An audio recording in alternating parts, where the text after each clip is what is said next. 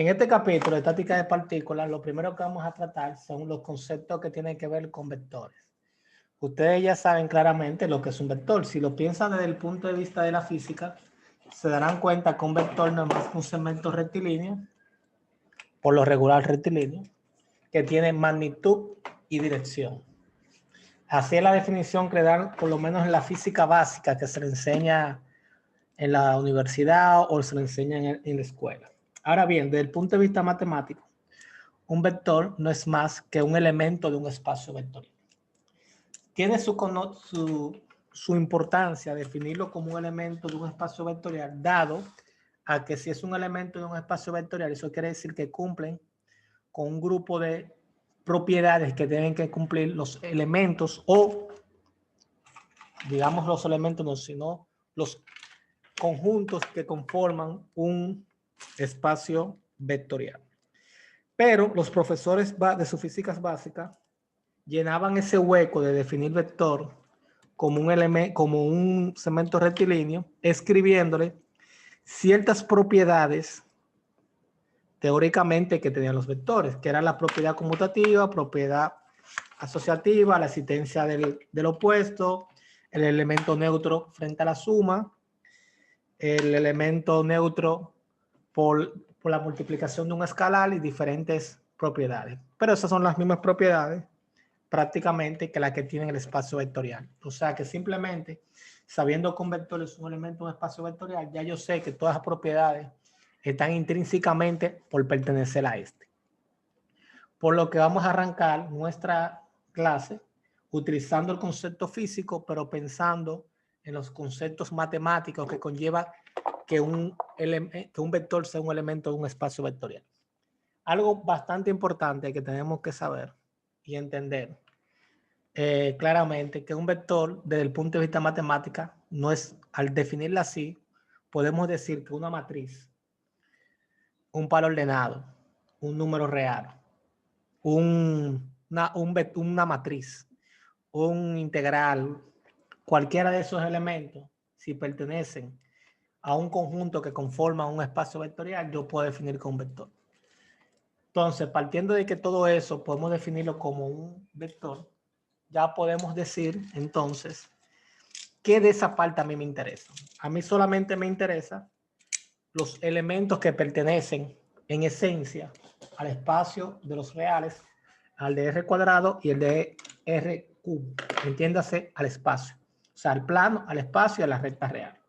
Solamente vamos a trabajar con eso porque al final la materia está orientada básicamente a lo que sería la mecánica clásica, específicamente al área que tiene que ver con la parte estática. Por ende, ¿qué es lo que me interesa conocer entonces desde el punto de vista de los vectores? Las operaciones. ¿Cuál operación me interesa? La operación inicialmente, la suma. O sea, que si yo tendiera dos vectores cualquiera, U, V y W, vamos a decir un tercer vector, a mí me interesa aprender a hacer operaciones con esos vectores. Entiéndase, la operación que a mí me interesa en principio es la operación suma. Como por ejemplo, si yo tuviera un vector U, digamos con la siguiente característica, dirección 45 grados, una magnitud de 200 newton, por ejemplo, un vector V, 100 newton, una dirección de 0 grados y un vector W. A mí me interesa aprender cómo yo puedo operar con esos vectores. Entonces, ¿cómo yo puedo operar con esos vectores? Muy sencillo. Existen dos reglas bastante básicas que ya ustedes conocen.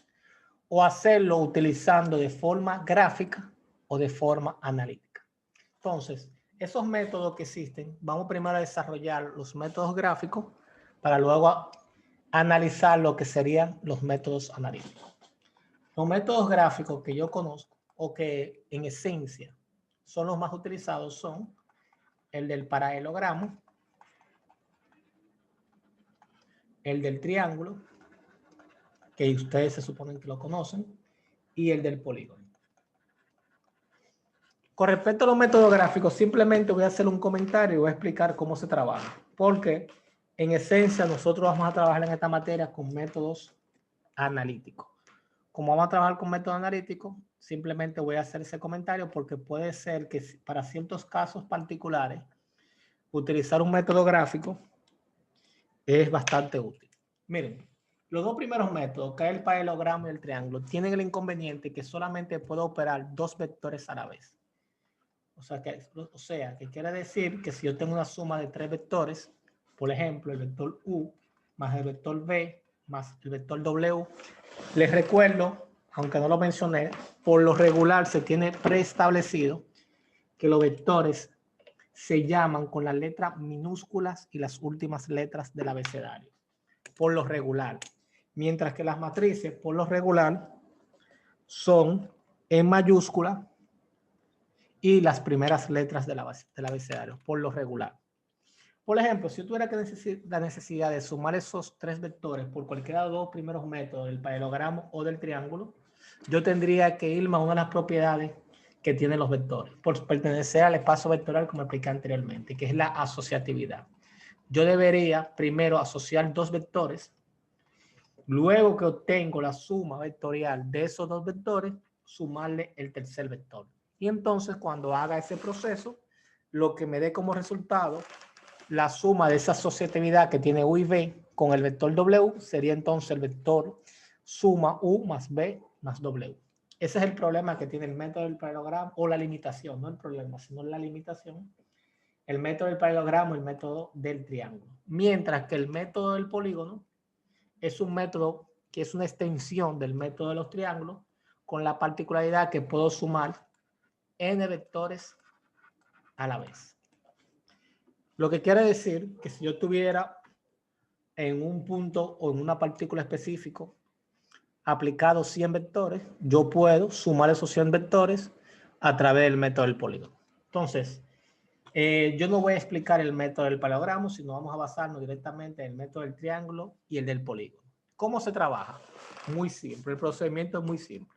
Simplemente creo mi sistema cartesiano donde yo voy a plotear el vector U y el vector V, y de forma gráfica, utilizando reglas transportador o mide ángulo, voy a determinar mi vectores suma.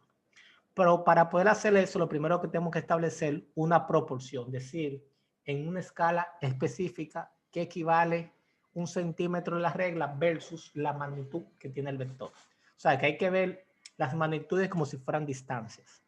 Lo que quiere decir que yo tengo 200 newton, por ejemplo, si me están pidiendo el vector U más el vector V, vamos a llamarle que ese vector se llama el vector R.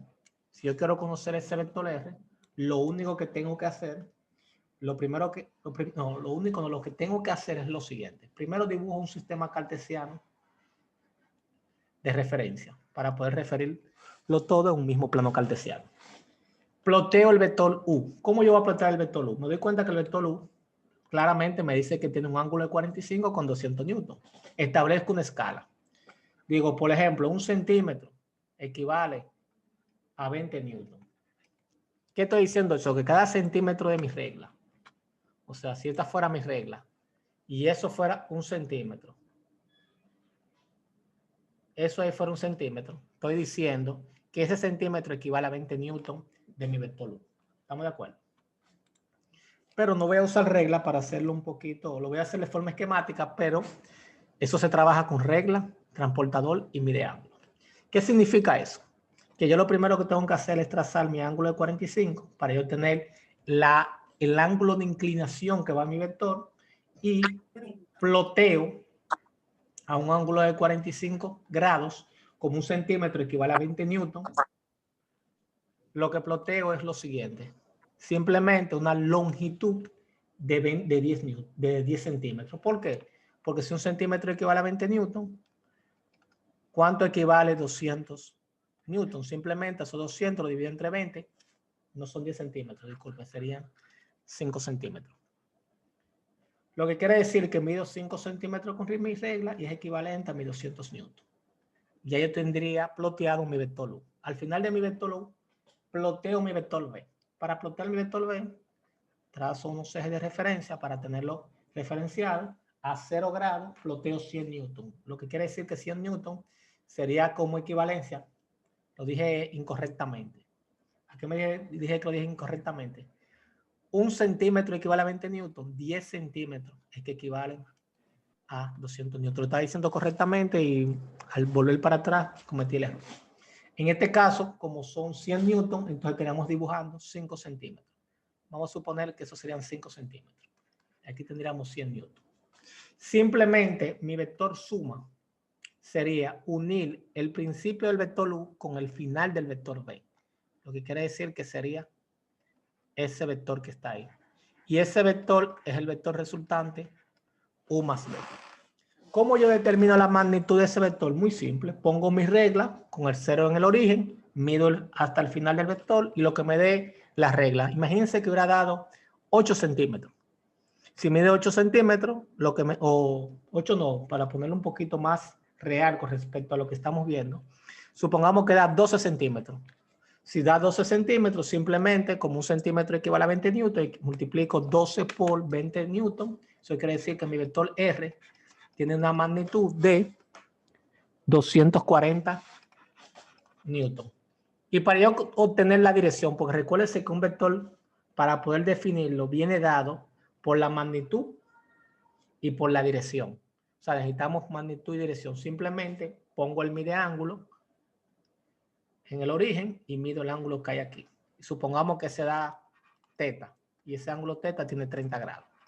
Lo que quiere decir que así es que yo trabajo de forma gráfica mi suma de vectores, aplicando el método del triángulo. Ahora, si me pidieran el método del polígono, que es para n vectores, por ejemplo, en un caso particular que te estén pidiendo este que está aquí, U más B más R más W, o sea, U más B, ese no, sería U más B más W, disculpen. Que le estén pidiendo eso, lo que tengo que hacer es ploteo el vector U, luego ploteo el vector B. Al final del vector B, ploteo el vector W.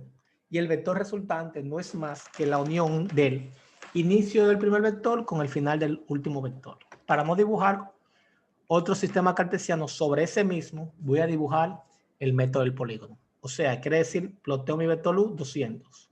Ploteo mi vector B, 100. Luego, al final de ese vector, ploteo mi vector W, que me dice que tiene 30 grados.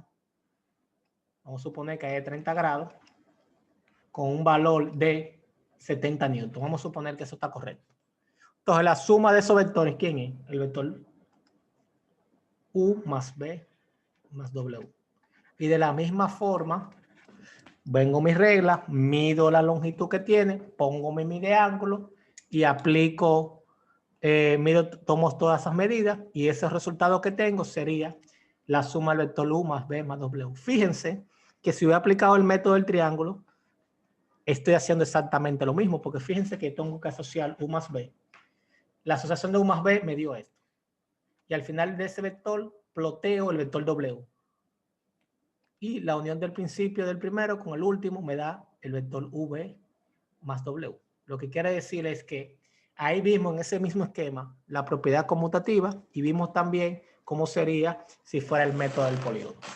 Nótese que por ser un método gráfico, eso va a depender mucho de la precisión que tenga el usuario con el uso de los equipos que esté utilizando. Entiéndase regla, compás y transportador, o normalmente al mide-ángulo no le llama transportador.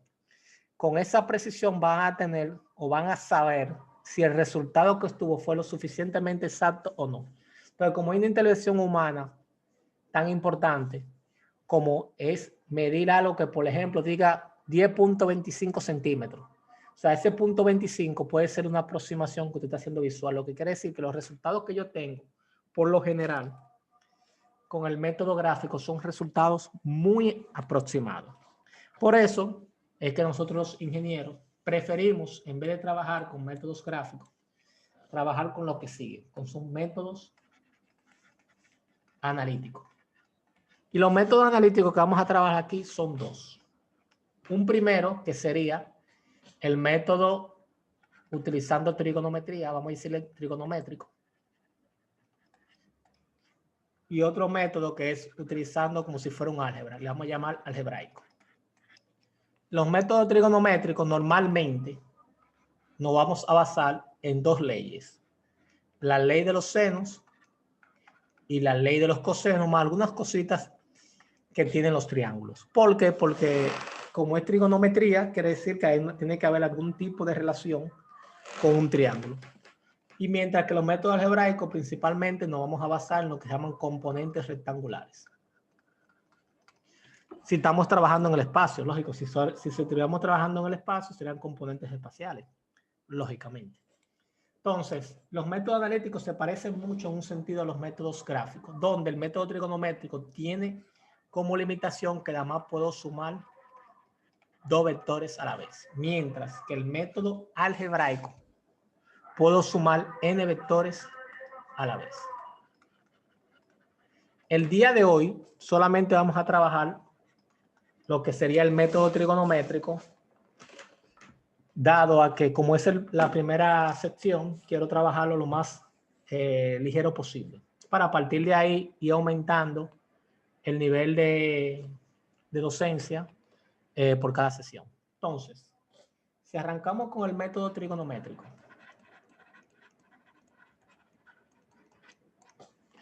dijimos que el método trigonométrico se va a basar en dos leyes, en esencia, que es la ley del seno y la ley del coseno. Cosa que no voy a demostrar, lo voy a sacar como si fuera debajo de la manga, como si fuera un mago. Supongamos que yo tengo ese triángulo. Ese triángulo puede ser un equilátero, un triángulo isósceles, un triángulo rectángulo, el triángulo cualquiera.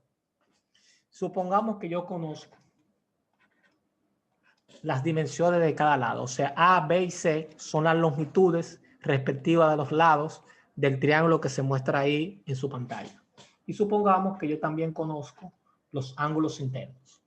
Este le vamos a llamar C, este le vamos a llamar A y este le vamos a llamar B. O sea, tengo toda la información que se requiere para yo conocer ese triángulo. Entonces, la ley del seno te plantea lo siguiente.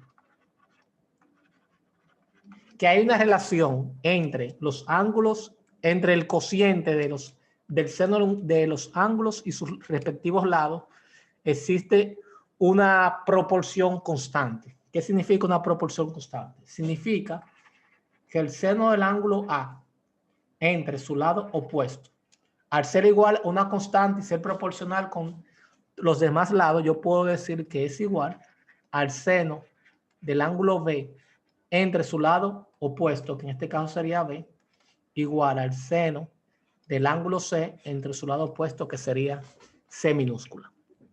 Y su recíproco. Cuando digo su recíproco, estoy hablando claramente de A sobre el seno de A igual a B sobre el seno de B igual a C sobre el seno del ángulo C.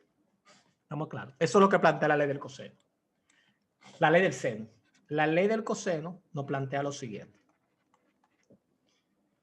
Si yo requiero calcular la longitud del lado A, yo puedo decir que el lado A al cuadrado es igual a la suma de los cuadrados de los demás lados, entiéndase, a B y a C, menos 2 veces el producto de los demás lados, entiéndase, B por C, multiplicado por el coseno del ángulo que hay entre B y C, que en este caso en particular sería A. Mírenlo ahí. Lo mismo para los otros lados. B cuadrado igual a la suma de los cuadrados de los demás lados menos 2 veces el producto de entre ellos, entre la longitud de sus lados, por el coseno del ángulo que hay entre A y C, que en este caso entre A y C es B. Y de forma similar con C cuadrado.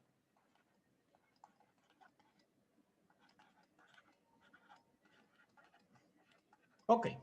Eso es lo que plantea la ley de seno y ley de coseno. Con eso que estoy presentando en pantalla, más varias cosas que ustedes conocen, como la siguiente, que la suma de los ángulos internos de un triángulo es igual a 180, que está bastante ya sabido. Es igual a 180, más un principio básico de geometría que ustedes le enseñaron en algún alguna materia de matemáticas que dice que si yo tengo una recta oblicua cortada por dos rectas paralelas, se cumple lo siguiente. Supongamos que este vale teta y ese vale beta. Ya yo sé que por lo opuesto por el vértice este es teta y ese sería beta. Y por estas dos rectas son ser paralelas, lo que quiere decir que sus ángulos correspondientes serán iguales. Entiéndase, ese vale teta, este vale teta, que es correspondiente a la primera recta, y ese vale beta, y ese vale beta. Con esa información que ustedes están viendo ahí, yo soy capaz de sumar cualquier suma vectorial de vectores, valga la redundancia. Por ejemplo, utilizando el método trigonométrico. Supongamos que yo quiero determinar el U más B, que está mostrado ahí. O sea, me están dando el vector U, que definimos ahorita, que era un vector que tenía un ángulo de 45 grados, 200 newton, y dijimos un vector B, 0 grados, con 100 newton. Y me piden la suma de esos dos vectores. Aquí la clave es crear un esquema donde yo pueda ver el triángulo que se forma. ¿Cómo yo puedo crear ese esquema? Muy sencillo, utilizando el método gráfico del método de los triángulos. Con la única variedad que no tenemos que dibujarlo a escala ese método. Lo que yo hago es simplemente un esquema ilustrativo para ver cómo es que trabaja cada elemento. Y para crear ese esquema ilustrativo, como siempre, creo mi sistema cartesiano. Como me interesa determinar el vector U más el vector V, que va a dar como resultado el vector R, les recuerdo que un vector, para tenerlo escrito o definido, necesitamos conocer la magnitud y su dirección. Entonces, lo que hacemos es de forma similar al método del triángulo, ploteamos el vector U sin ningún tipo de escala, sino simplemente con un esquema. Esto vale 45, esto vale 200 newton. Al final del vector V, o que diga el vector U, dibujo el vector V o el vector V, como queramos llamarlo. El vector V, sabemos que nuestro eje de referencia va a ser con el horizontal y va a tener, vamos a poner un poquito más pequeño, 70 newton.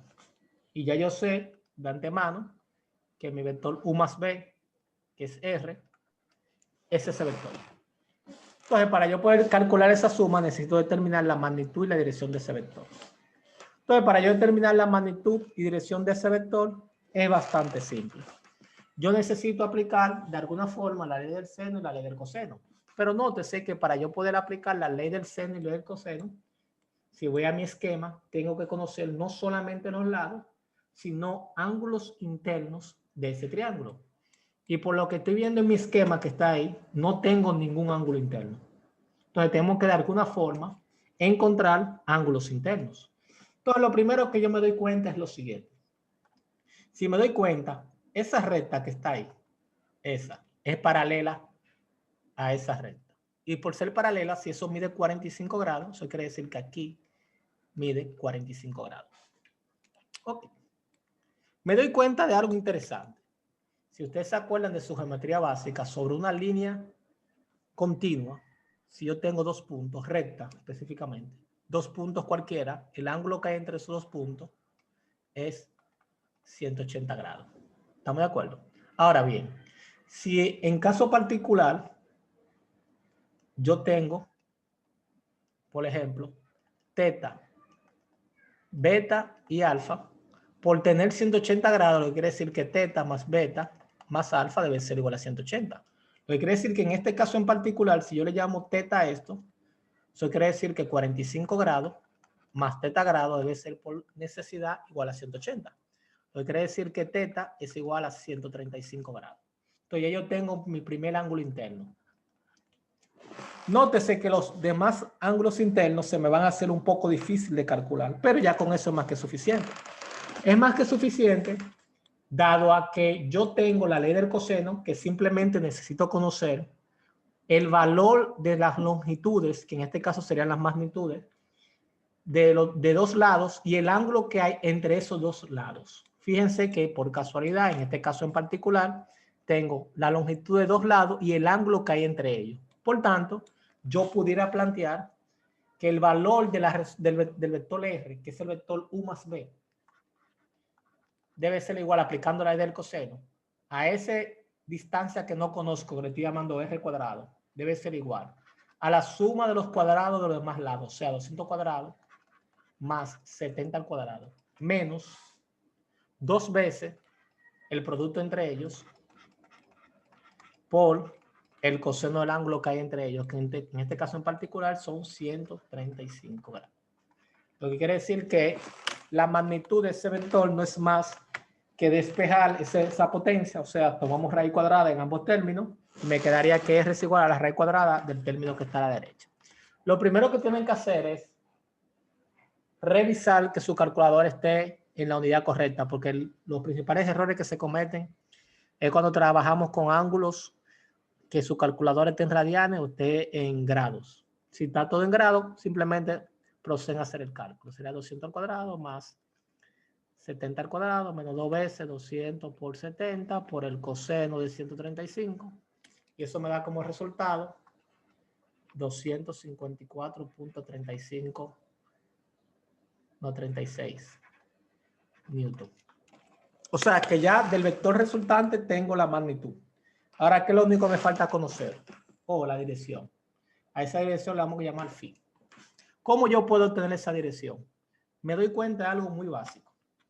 Si yo miro el origen, donde están las dos rectas que salen del origen, me doy cuenta de lo siguiente. Lo voy a hacer un poquito grande. Me doy cuenta que está esa recta y esta recta. Me doy cuenta que esa recta tiene 45 grados. Si a eso yo le llamo teta, phi, beta, para no poner el mismo nombre, y así yo le llamé phi, yo sé de antemano que beta más phi es igual a 45 grados. ¿Qué significa eso? Si yo soy capaz de alguna forma de conocer ese ángulo interno que se forma en ese triángulo, yo voy a ser capaz de conocer cuál va a ser la dirección del vector R. Pero me doy cuenta que la ley del seno me relaciona claramente ángulos y lados, que lo único que tengo que conocer son tres informaciones: un ángulo y dos lados, o dos ángulos y un lado. En este caso en particular, yo conozco todos los lados y conozco un ángulo, lo que quiere decir que yo puedo obtener de una forma muy sencilla cuánto vale ese ángulo beta. Simplemente aplicando la ley del seno, tomando en consideración ese seno de beta, yo podría decir el seno de beta entre su lado opuesto, que en este caso vale 70, debe ser proporcional, esa relación, a el seno del ángulo que yo conozco. En este caso el que conozco es 135, entre el lado opuesto, que en este caso en particular vale R. Lo que quiere decir que despejando de ahí, beta será igual al seno inverso de, dividiendo para ese lado multiplicando, 70 por el seno de 135. Tomo operación opuesta al seno, por eso que sale el seno inverso, entre R, que R vale 254.36. Por tanto, mi ángulo beta sería igual a al seno inverso de 70 por el seno de 135 entre 254.36. Y eso me da como resultado 11.22 grados. Pero no es este que a mí me interesa. Recuérdense que a mí el que me interesa es phi. Por tanto, phi sería igual que el valor que me están pidiendo a los 45 grados menos los 11.22. Lo que quiere decir que me da como resultado 33.78 grados.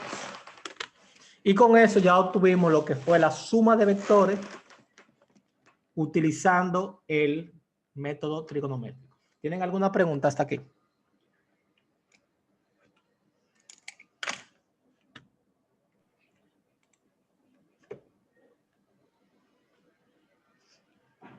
Excelente. No le escucho. ¿Tiene alguna pregunta? Ok. No hay pregunta. Miren, para terminar, jóvenes, porque lo vamos a tratar un poquito suave el día de hoy, vamos a hablar de un concepto que se llama vector resultante, que ya lo hemos visto. ¿Qué es el vector resultante? Imagínense que yo tengo una partícula A, B, C, como quiera llamarle. Esa partícula A, B o C tiene n fuerzas aplicadas. El vector resultante no es más. El vector o fuerza resultante, en este caso sería fuerza resultante, que la fuerza que me es equivalente a todas las fuerzas aplicadas en dicha partícula. Lo que quiere decir que la fuerza resultante va a producirme que la misma partícula, solamente aplicándole una única fuerza, que le vamos a llamar R, va a ser equivalente a todas las fuerzas aplicadas. ¿Y a qué será igual esa fuerza resultante? Muy simple. A la suma vectorial de todas las fuerzas aplicadas en la partícula. Lo que quiere decir que si usted sabe suma vectores, ya usted sabe determinar lo que sería vector resultante o fuerza resultante. Entonces, a partir de aquí, en la siguiente sesión, vamos a trabajar lo que serían los métodos algebraicos. ¿Estamos de acuerdo?